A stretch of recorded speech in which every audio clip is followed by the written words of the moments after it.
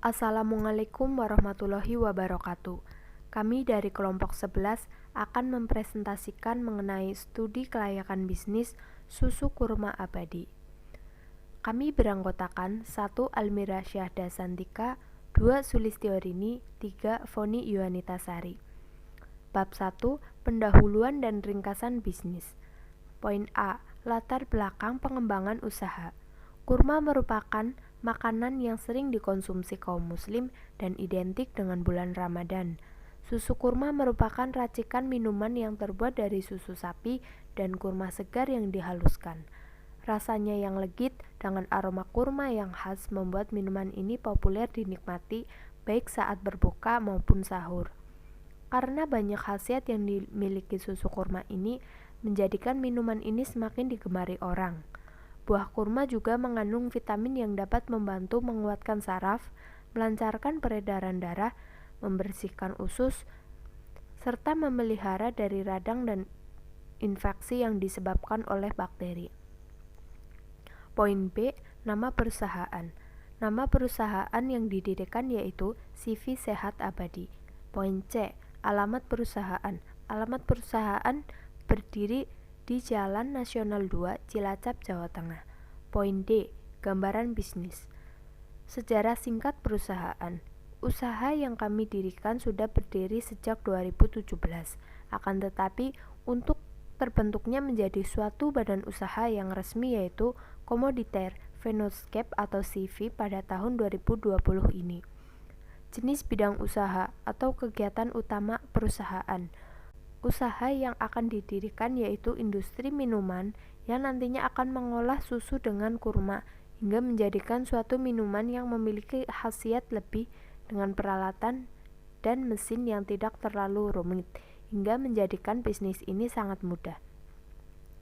Pemilik perusahaan 1. Almira Syahda Santika, 2. Sulistiorini, 3. Foni Yuanitasari. Bab 2. Aspek organisasi dan manajemen. Poin A. Organisasi. Identitas perusahaan. CV Sehat Abadi merupakan produsen minuman sehat yang terbuat dari bahan utama kurma yang bermarkas di Cilacap, Jawa Tengah. Legalitas perusahaan. Dari segi legalitas usaha, unit bisnis ini memiliki beberapa badan hukum untuk melakukan usaha bisnis dan menunjang dalam lancarnya usaha di kemudian hari. Berikut dokumen yang dibutuhkan untuk pendirian CV. 1. Kopi PBB dan bukti bayar PBB tahun terakhir sesuai dengan domisili perusahaan. Kopi surat kontrak atau sewa kantor atau bukti kepemilikan tempat usaha.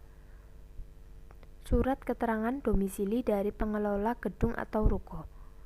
Foto kantor tampak dalam dan luar. Kantor berada di zonasi perkantoran atau zonasi komersial atau zonasi campuran. Selanjutnya, struktur organisasi. Struktur organisasi di perusahaan kami terdiri dari pimpinan, yang di bawahnya ada manajer pemasaran, selanjutnya manajer keuangan, dan manajer produksi. Pimpinan di perusahaan terdiri dari 1. Almira Syahda Santika, 2. Sulistiorini, 3. Foni Yuanitasari. Selanjutnya, ada uraian tugas atau pekerjaan. 1. Pimpinan. Pimpinan memiliki wewenang puncak dan memiliki kewajiban menjadi decision maker atau pengambil keputusan. 2. Manajer pemasaran. Bertanggung jawab atas segala kegiatan pemasaran agar produk dari unit usaha ini dapat dikenal oleh masyarakat luas dan mendorong mereka untuk mengonsumsi produk kami. 3. Manajer keuangan. Bertanggung jawab atas segala kegiatan yang berkaitan dengan keuangan perusahaan, membuat laporan keuangan setiap 6 bulan sekali dan menganalisis hasil laporan. 4. Manajer produksi. Bertanggung jawab atas segala kegiatan produksi perusahaan, mulai dari ketersediaan bahan baku, pengolahan bahan baku, sampai dengan mengatur persediaan secara efektif dan efisien. Poin B. Manajemen. Unsur pimpinan perusahaan. Unsur pemimpin atau orang yang memengaruhi. A. unsur orang yang dipimpin sebagai pihak atau yang dipengaruhi. B. Unsur interaksi atau kegiatan atau usaha dan proses memengaruhi. C. Unsur tujuan yang kehendak dicapai dalam proses memengaruhi. D. Unsur perilaku atau kegiatan yang dilakukan sebagai hasil memengaruhi. Selanjutnya bab 3, aspek pemasaran dan pasar. Poin A, nama produk yang dipasarkan dan kegunaannya. Nama produk yang kami pasarkan adalah susu kurma abadi. Usaha yang didirikan kami yaitu memproduksi minuman susu kurma ini memiliki banyak manfaat bagi tubuh, di antaranya yaitu kurma membantu menguatkan sistem kekebalan tubuh dan melindungi liver dari racun akibat radikal bebas yang masuk ke dalam tubuh. Kedua, mengurangi anemia dan menurunkan masalah gangguan di saraf. Ketiga, mencegah sembelit, menurunkan resiko diabetes, membantu menguatkan otot, mendukung penglihatan mata lebih cemerlang, menurunkan tingkat stres, meningkatkan produksi hormon pertumbuhan yang bermanfaat. Lalu selanjutnya ada wilayah daerah pemasaran. Wilayah pemasaran adalah wilayah yang dimana suatu produk dapat dijual. Susu kurma yang kami produksi ini kami fokus pasarkan di daerah Cilacap dan mendistribusikan minuman susu kurma ini ke hampir setiap toko yang ada di Kabupaten Cilacap. Lalu ada segmen pasar. Di segmentasi geografisnya, produk susu kurma ini menunjukkan semua pasar yang ada di wilayah Cilacap. Secara demografis, produk susu kurma ini menargetkan orang-orang di semua kalangan dan jenis kelamin. Secara psikografis, susu kurma yang kaya manfaat ini diperuntukkan bagi orang-orang yang dengan gaya hidup praktis. Lalu kebijakan harga. Karena ingin menjangkau masyarakat rendah hingga menengah, maka harga yang ditawarkan tergolong murah dan ramah, yaitu hanya 15.000 per 250 ml. Lalu sistem distribusi yang kami gunakan yaitu sistem distribusi langsung, yaitu menjual kepada konsumen ketika terjadi transaksi jual beli di outlet kami, dan distribusi secara tidak langsung. Kami menyalurkan hasil produksi untuk disalurkan ke tangan konsumen melalui perantara penjual di toko. Lalu sistem promosi. Promosi merupakan kegiatan bauran pemasaran yang terakhir. Sistem promosi yang kami gunakan itu ada 3, menggunakan media sosial, membuka kesempatan menjadi reseller dan dropshipper, strategi word of mouth. Lalu permintaan produk. Permintaan adalah keinginan yang didukung oleh daya beli dan akses untuk pembeli. Akses untuk memperoleh produk yang kami tawarkan juga sangat menentukan besarnya permintaan. Oleh karena itu, masalah lokasi yang mudah dijangkau sangat kami perhatikan untuk menjaga besarnya permintaan. Lalu kesimpulan aspek pemasaran. Strategi pemasaran mencakup pengidentifikasian konsumen sasaran, menentukan peranan periklanan dan bauran promosi, menunjukkan tujuan dan besarnya anggaran promosi, memilih strategi kreatif, menentukan media, serta melaksanakan program tersebut dan mengukur efektivitasnya. Adapun tujuan perusahaan dalam pemasaran adalah untuk meningkatkan penjualan dan laba, untuk menguasai pasar, untuk mengurangi saingan, dan untuk memenuhi permintaan pihak-pihak tertentu. Lalu bab 4, manajemen operasi. Deskripsi teknis produksi, yaitu dalam proses produksi susu kurma ini hampir sama dengan susu lainnya. Yang membedakan adalah bahan-bahan yang dibutuhkan. Proses produksi susu kurma diawali dengan langkah memisahkan kurma dan biji, lalu setelah itu daging kurma diblender dengan susu sapi murni dan diberi madu untuk pemanis. Lalu teknologi produksi. Proses pembuatan susu kurma dapat menggunakan teknologi modern maupun tradisional. Perusahaan kami memadukan teknologi modern yaitu blender dan freezer. Dan untuk teknologi tradisional, perusahaan kami masih memakai kompor 2 tungku untuk memasak susu sapi. Kapasitas produksi dan rencana produksi. Kemampuan perusahaan kami dalam memproduksi susu kurma ini sebanyak 200 biji setiap hari. Untuk merencanakan peningkatan produksi setiap tahun selama 5 tahun mendatang sebagai berikut. Tabel di sini dari tahun 2021 sampai 2025 terdapat peningkatan jumlah produksi. Lalu bahan baku dan penolong. Produksi susu kurma menggunakan berbagai macam bahan baku dan penolong. Seperti tabel berikut ini. Bahan baku ada susu sapi, kurma, madu, air mineral. Dan bahan penolong ada beberapa macam seperti blender, gelas ukur, dan lain-lain. Lalu pengolahan limbah atau pembuangan. Dalam pengolahan limbah pabrik, perusahaan mengolah limbah biji kurma dengan cara menjual ke pengepul biji kurma untuk dijadikan kopi biji kurma. Dan untuk limbah plastik, perusahaan juga menjual ke pengepul plastik dan akan mendapat keuntungan dari penjualan plastik tersebut.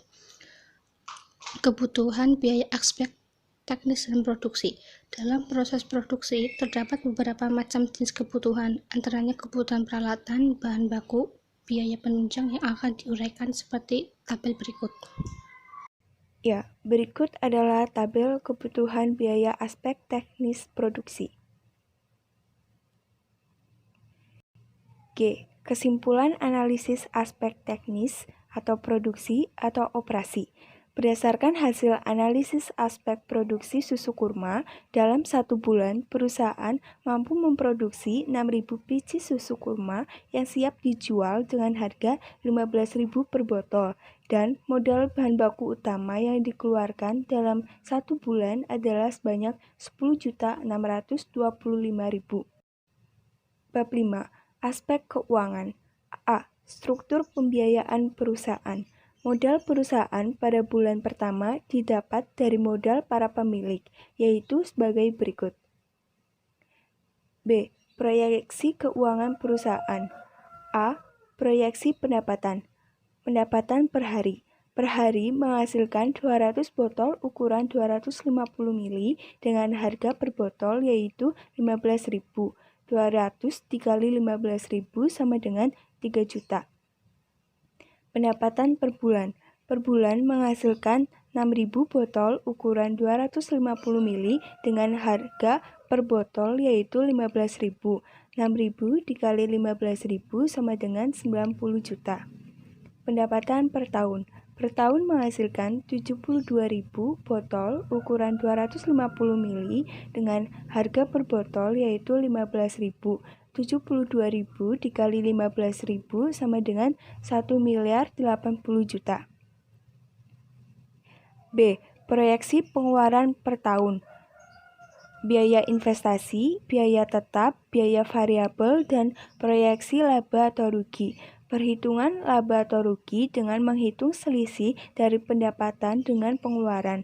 Laba atau rugi sama dengan pendapatan dikurangi pengeluaran, sama dengan 1.080 juta dikurangi 390 juta 120.000 sama dengan 689 juta 880.000.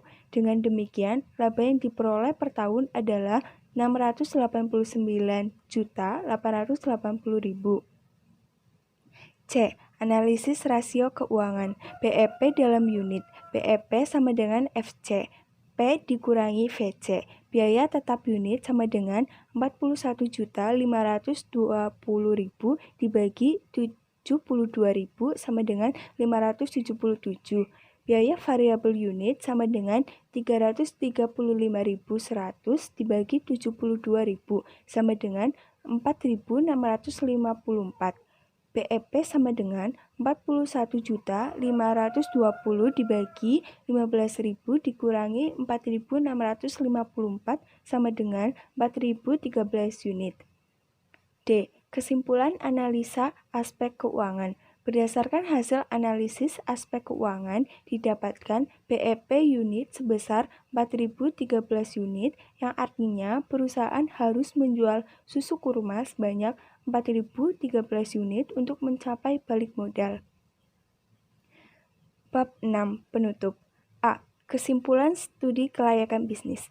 Dari segi aspek hukum, bisnis ini tentunya sesuai dengan hukum, mampu memenuhi perizinan, bentuk badan usahanya sesuai dengan kondisi perekonomian perusahaan dan pemilik usaha berkompeten dalam bidangnya. Kemudian dalam segi analisis lingkungan, aspek lingkungan operasional, lingkungan dekat, dan lingkungan jauh, perusahaan ini berpotensi baik untuk dijalankan karena hambatan-hambatannya relatif sedikit. Dari segi analisis pasar dan pemasaran, potensi pasar, persaingan, market share, and strategi pemasaran, perusahaan ini mampu untuk menguasai pangsa pasar sebanyak 50%. B. Rekomendasi tindak lanjut. Rekomendasi dari laporan studi kelayakan bisnis susu kurma ini adalah layak untuk dilanjutkan dengan menambah teknologi-teknologi yang mutakhir dalam proses produksi.